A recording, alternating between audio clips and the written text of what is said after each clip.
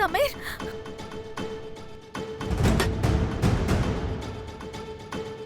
మర్చిపోయావా? పూజ జరిగే టైంలో నిన్ను అక్కడ ఉండనివ్వండి అన్నాను కదా. నేను నీకు చెప్పాను కదా, పూజ జరిగేటప్పుడు నన్నెవరూ అక్కడికి వెళ్లకుండా ఆపలేరు అని. నువ్వు కూడా ఆపలేవు.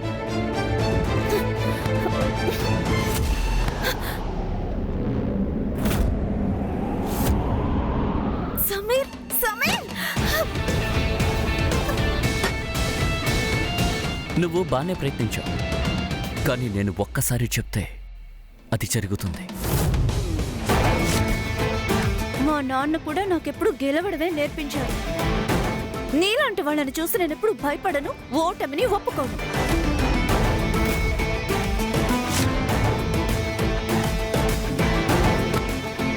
జరుగు సమీర్, తప్పుకో సమీర్, తప్పుకో. పొగరు కాస్త తగ్గినట్టుంది. ఇప్పుడు నువ్వు పూజలో ఎలా పాల్గొంటావు?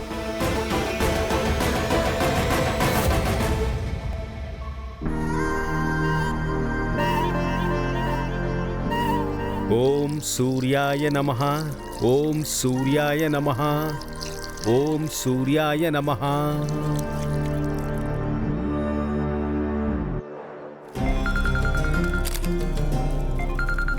ప్రేమ్, జైసల్మేర్లో ఉన్న మన బిజినెస్ పార్ట్నర్ ఫోన్ చేస్తున్నారు. ముఖ్యమైన కాల్, ఇప్పుడే వస్తాను.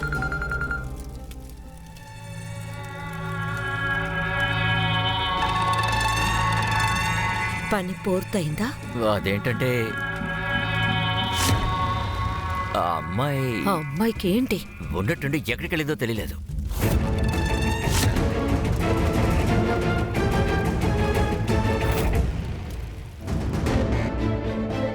నీకు టెక్ ఎక్కువ అనుకుంటా.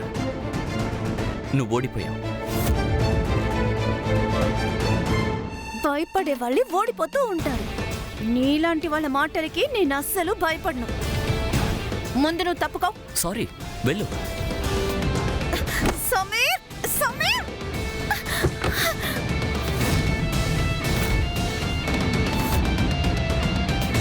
సమీర్, సమీర్, ఏం చేస్తున్నావు? నన్ను వదలు. సమీర్, నన్ను బయటికి రానివ్వు. సమీర్, ప్లీజ్. సమీర్, సమీర్, ఏం వినిపించట్లేదు? ప్లీజ్ సమీర్, ఇలా చేయొద్దు. డోర్ ఓపెన్ చేయి. అక్కడ కాదు, ఇక్కడ కూర్చుని మీ నాన్న పదవి స్పీకరాన్ని ఎంజాయ్ చేయి, ఓకేనా? నో, నో, నో, వద్దు, వద్దు సమీర్, డోర్ ఓపెన్ చేయి ప్లీజ్. సమీర్, సమీర్.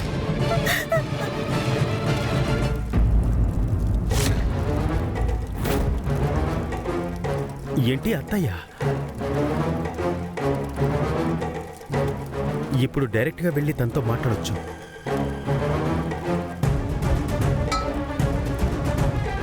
అత్తయ్య, అదృష్టం కొద్దీ మీరు ఇక్కడికి వచ్చారు. మీతో ఒక ముఖ్యమైన విషయం గురించి మాట్లాడాలి. అత్తయ్య, మీకు తెలీదు, మీ వెనకాల ఎంతో జరుగుతోంది. మన పెద్ద ఆయన, వదిన, ఇంకా ప్రతాప్ అందరూ కలిసి ఆల్కహాల్ ఫ్యాక్టరీ ఓపెన్ చేద్దాం అనుకుంటున్నారు. నేను కావాలని వాళ్ళ మీద నింద వేయట్లా. బాగా ఎంక్వైరీ చేసిన తర్వాతే నేను మీతో ఆ విషయం చెప్పడానికి వచ్చా. అత్తయ్య, ఇప్పుడు మీరు నిర్ణయం తీసుకోవాలి. అందరూ మనల్ని మోసం చేస్తున్నారు. ఈ రాజ్య ప్రజల్ని ఎలా కాపాడబోతున్నారు? ఆ మొత్తం పేపర్స్ని నేను చూడడం వల్ల ఎంతో మంచిదైంది. వాళ్ళేం చేస్తున్నారో నాకు బాగా అర్థమైంది అత్తయ్య. నేను ఆ పేపర్స్ని కాల్ చేశాను, కానీ ఏం చేయాలో నాకు అర్థం కావట్లేదు.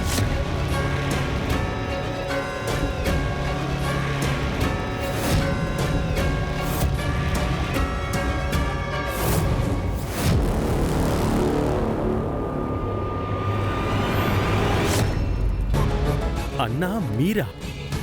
ఏంటిది? అత్తయ్య డ్రెస్సు వేసుకున్నారు? ఏంటి బుద్ధి లేని పని? ఇది అవినీతి కాదు చరణ్ పన్నా. ఈ పని చేయడం నాకు కొంచెం కూడా ఇష్టం లేదు. చేసే తీరాలి. అంటే ఏంటర్థం? అలా అయితే నేను చెప్తాను. అది ఒకరోజు నువ్వు బయలుదేరి వెళ్ళిపోతున్నావు. నువ్వు వెళ్ళిన తర్వాత అనేక ఏళ్లు నేను తప్పిస్తూ ఉన్నాను. కానీ హఠాత్తుగా ఒకరోజు నువ్వు వస్తున్నావు, వచ్చి అన్నిటినీ అనుభవిస్తున్నావు. ఇక్కడ నాకు న్యాయం దొరకలేదు కదా. న్యాయం? మీరు చేస్తున్న పనికి ఖచ్చితంగా మీకు న్యాయం లభిస్తుంది. అది కూడా అత్తయ్య చేతుల మీదుగా. అరే ఏంటి చరణ్ పన్నా, న్యాయం, అధికారం ఇవన్నీ పుస్తకంలో చదవడానికి బాగుంటాయి. అంతేగాని నువ్వొక తెలివిగల రాజుగా ఉన్నావు. కాస్త కళ్ళు తెరిచూడు, 4 వైపులా గమనించు. వీర్ఘట్ ప్రజలు నిన్ను ఎంతో మెచ్చుకుంటున్నారు. రాజతిలకాన్ని దిద్దుకో, వంశ తలపాగను పెట్టుకో, వెళ్ళి సింహాసనం మీద కూర్చో. నాకు ఎలాంటి అభ్యంతరం లేదు. అవును, కానీ నా పనులకు అడ్డు మాత్రం పడకు. నేను కూడా నిన్ను ఏ విధంగా ఇబ్బంది పెట్టను. ఇది నేనిస్తున్న మాట. ఏంటి బెదిరిస్తున్నావా? ఆహాహాహా. నువ్వు ఇప్పుడు కూడా తప్పుగా అర్థం చేసుకున్నావు. ఇది బెదిరింపు కాదు. అరే, నువ్వు వీర్ఘట్కి రాజు కాబోతున్నావు. మనసు చెప్పేది వినకు, బుర్రను ఉపయోగించు. దేన్ని బెదిరింపు అని అంటారంటే, దేన్ని బెదిరింపు అంటారో నేను చూపిస్తాను. దీన్నే బెదిరింపు అని అంటారు.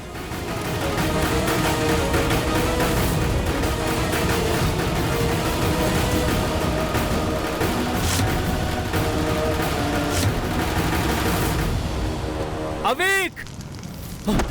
నీ ప్రియమైన పుత్రుడు అవేక్. నా మాట వినమని నీకు చెబుతున్నాను. లేకపోతే మోహిని తన్ని కిందకు నెట్టేస్తుంది. దీన్నే బెదిరింపు అని అంటారు. లోపల పూజ జరుగుతోంది కదా, కానీ ఒక విషయాన్ని నువ్వు గమనించలేదు. పూజ జరుగుతున్నప్పుడు నీ ప్రియమైన కూతురు ఎక్కడుంది? సైనవి, దీన్ని ఏమంటారు? దీన్నే బెదిరింపు అంటారు. నీకు అర్థమైందా?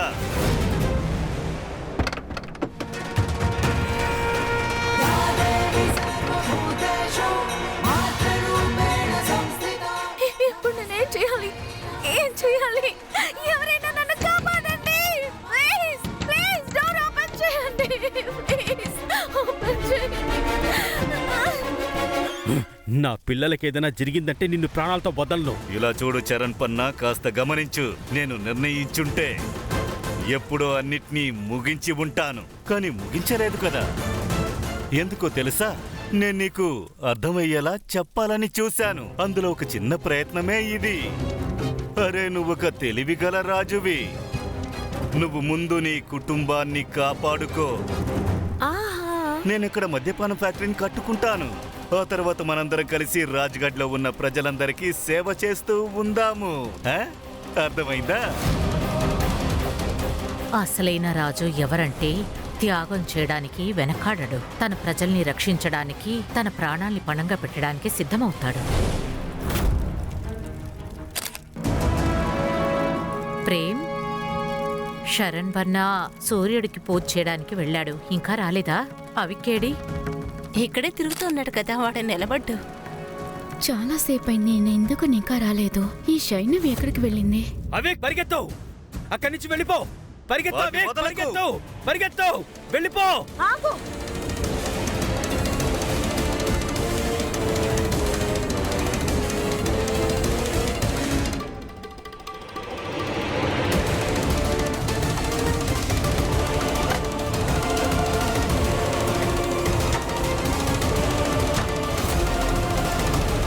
నా బిడ్డలే నాకున్న బలం.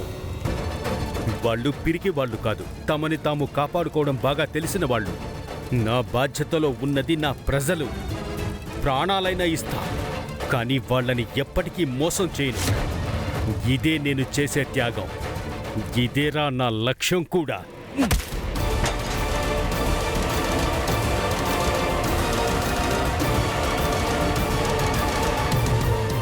జై దుర్గమ్మ తల్లి!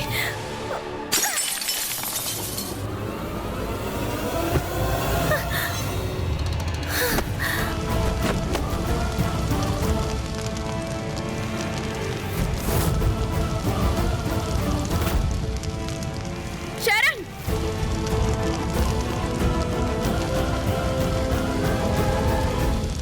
శరణ్! పవిత్ర, దగ్గరికి రాకు! శరణ్! ఇక్కడ అసలు ఏం జరుగుతుంది? పవిత్ర, ఇక్కడి నుంచి వెళ్ళిపో! అత్తయ్యని తీసుకురా! వెళ్ళు!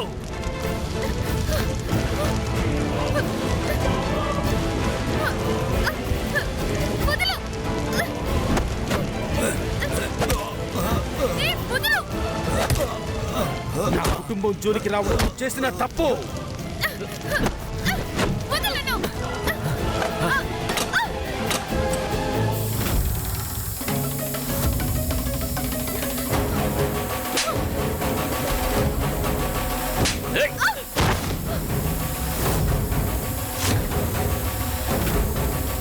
చరణ్,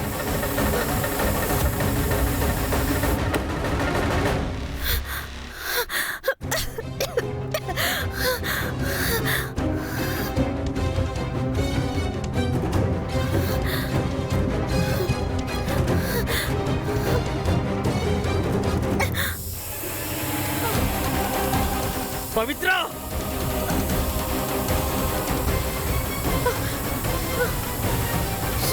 చరణ్,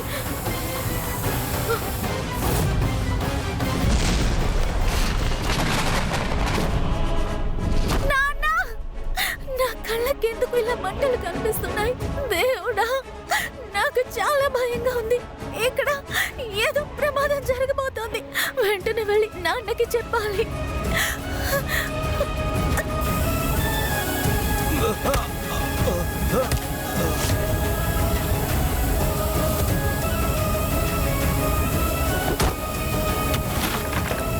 పవిత్ర, పవిత్ర, పవిత్ర, కళ్ళు తెరు, నన్ను చూడు. పవిత్ర,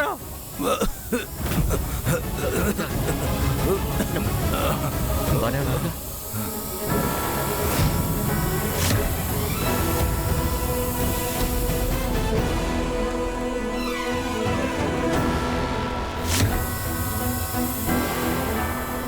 మీరు మా రాజ్యానికే ద్రోహం చేశారు.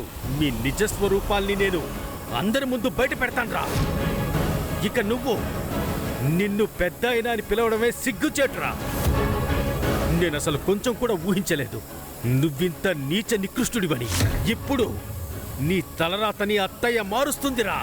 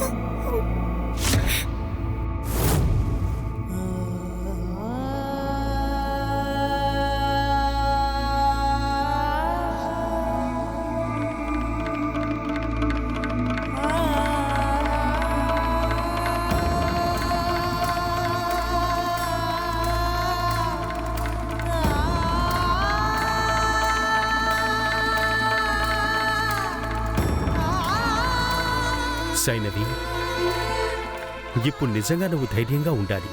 అవిక్ని నువ్వే చూసుకోవాలి. తనకు నువ్వు కవచంలా ఉండాలి. నాకు మాటివు తల్లి. అవును శైనవి, మాకు ప్రమాణం చేయి. నీ నీడ ఎప్పుడూ కూడా అవికి రక్షణగా ఉండాలి. నిన్ను నువ్వు చూసుకున్నట్టే అవిక్ని చూసుకోవాలి. ప్రమాణం చేయమ్మా.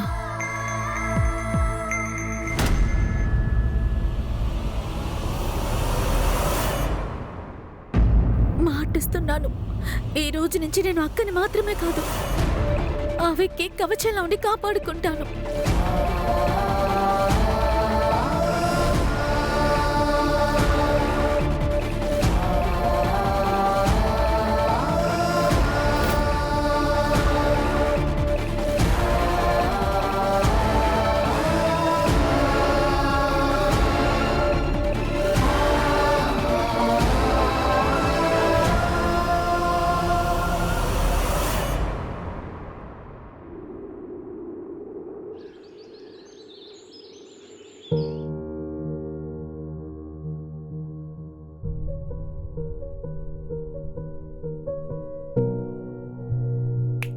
నీకు చిటిక శబ్దం వినిపిస్తోందా?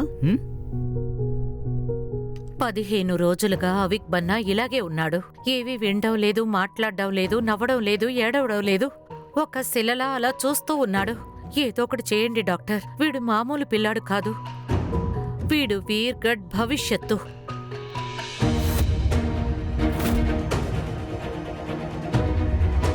ఇలా చూడండి, నేనున్నంత వరకు వీర్గఢ్ చీకట్లోకి వెళ్ళడానికి నేనెప్పటికీ అనుమతించను.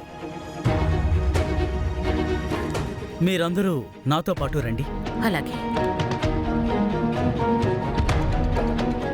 అవిక్ బన్నాకి ఏవైంది? మీరు అవిక్ బర్నా గురించి డీటెయిల్గా చెప్పండి. అసలు తనకి ఏం జరిగింది?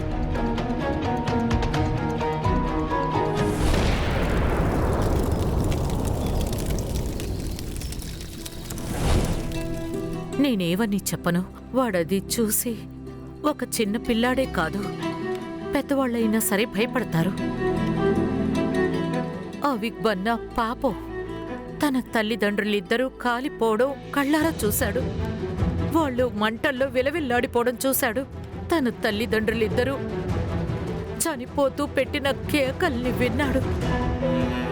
ఇంత చిన్న వయసులో పాపంతోనూ ఇలాంటి సంఘటనని చూడడం నిజంగా చాలా బాధాకరం. ఇటువంటి ట్రోమాకి ఎటువంటి ట్రీట్మెంటు లేదు. తనంతట తానే ఖచ్చితంగా కోలుకుంటాడు. నయం అవుతుందా?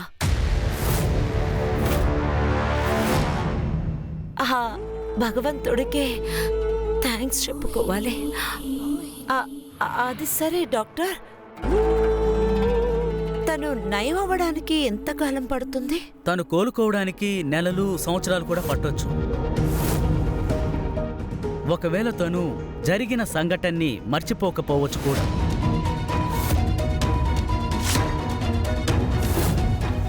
అబద్ధం అబద్ధం అబద్ధం, అన్నీ అబద్ధాలే. నా తమ్ముడు మాట్లాడతాడు, వాడు మునుపట్లాగే నవ్వుతాడు, ఆటలాడుతాడు, అక్కనైనా నన్ను ఏడ్పిస్తాడు. శైనవి, అవి ఎవరు ఏం చెప్పినా సరే నువ్వు నీ అక్క మాటల్ని మాత్రమే వినాలి. నేను పింకీ ప్రామిస్ చేశాను కదా.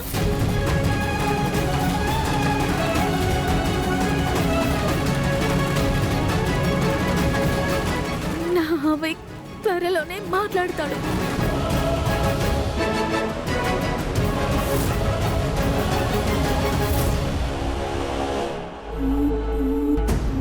శరణ్ బాబు, మీరు వెళ్ళిపోయిన తర్వాత మా జీవితాల్లో ఉన్న రంగులు నాశనమైపోయాయి.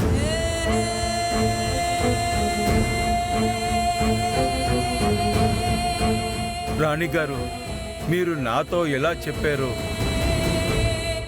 అదే విధంగా నేను తమ్ముడి చిత్రాన్ని గీశాను. చూడండి.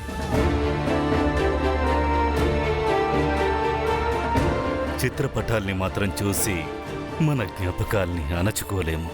ఈ చరణ్ పన్న నవ్వుని, అతని తెలివితేటల్ని అవన్నీ చూడలేం కదా. ఎన్ని రోజులని ఇలా ఈ ఫోటోను చూసి మనం ఏడుస్తూ ఉంటాం. ఇంకా ఈ గీసిన ఈ ఫోటో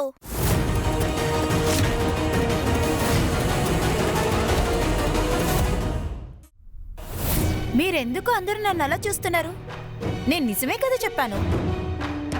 మీరే చూడండి, ఆ ఫోటోని చూడండి. శరణ్ అనే తలపైన తలపాక ఉంది. అదే మహారాజుకి గౌరవం కదా. కానీ శరణ్ అన్నయ్య రాజా అయ్యే ఆపు. ముందు శరణ్ బన్నా రాజుగా ఉండేవాడు, రాజుగా ఉన్నాడు, ఎప్పుడు రాజుగా ఉంటాడు. ఈ విషయంలో ఎవరికైనా సందేహం ఉంటే వాళ్ళ సందేహాన్ని ఇప్పుడే తీర్చేస్తాను.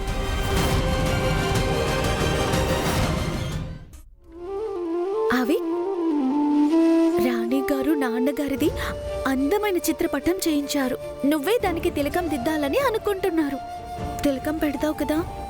అవి రాజుగారి కొడుకు రాకుమారుడవుతాడు. తనే రాజుగారికి నీడలాంటివాడు. మన నాన్న గొప్ప వీరుడు. నువ్వు కూడా అలాగే ఉంటావు కదా.